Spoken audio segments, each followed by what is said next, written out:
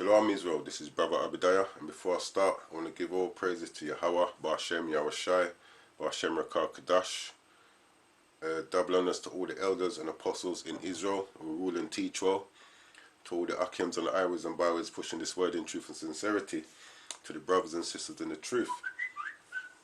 And this is going to be a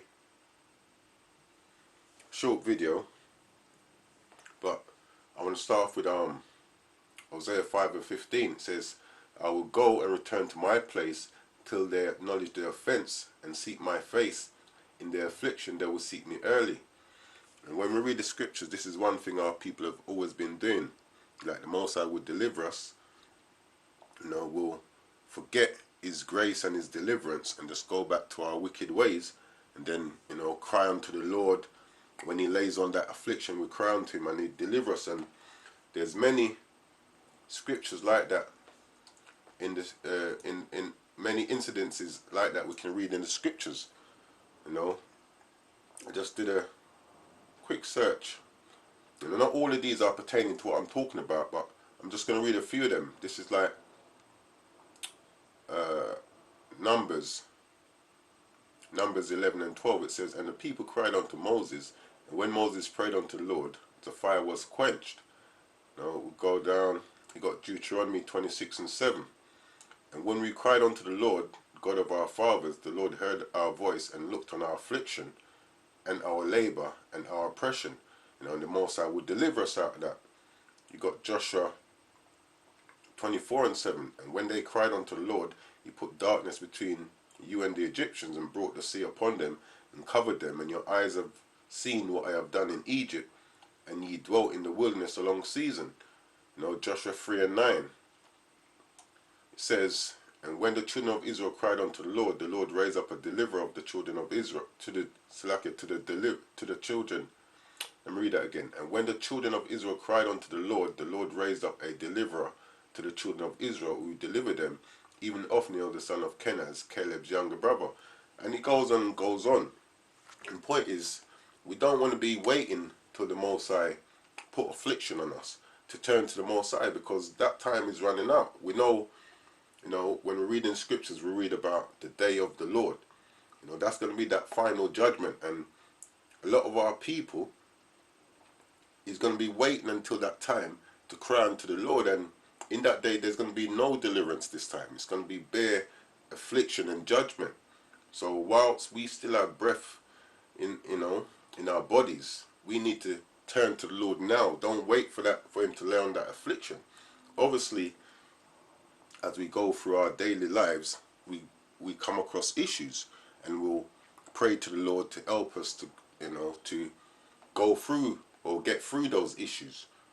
But unless let me quickly bring up a quick precept, because for us in the truth, we know that as we're doing the Lord's will, he will listen to us and help us if it's his will to do so. But we're more likely for that to happen if we're doing what he says. This is John chapter 9 and 31. It says, now we know that God heareth not sinners, but if any man be a worshipper of God and doeth his will, him he heareth. So we need to be doing what the Most High commands us to do, and that's to have faith in his Son and to keep his commandments. That's the only way we're going to get delivered out this final judgment that's come. We don't want to wait till he lays down the hammer, because we know in that day there's going to be no more deliverance.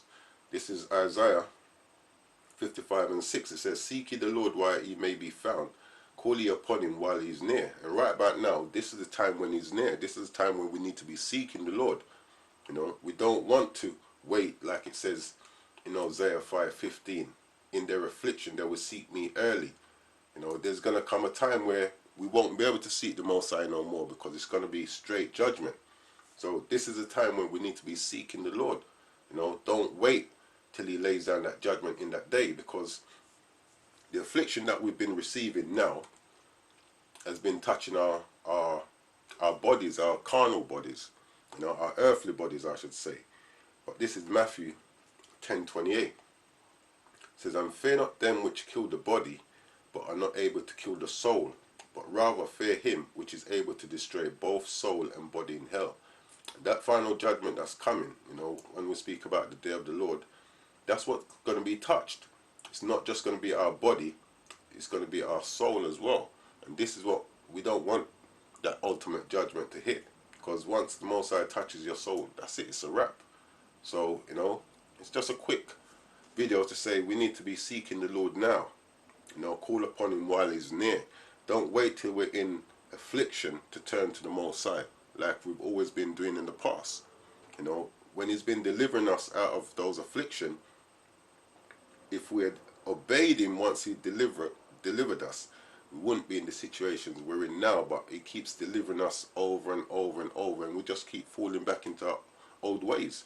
So now we don't want to be doing that. You know, we're in the truth. We want to stay in the truth. Pray for the Most High to keep that spirit on us. You know, to continue doing His will.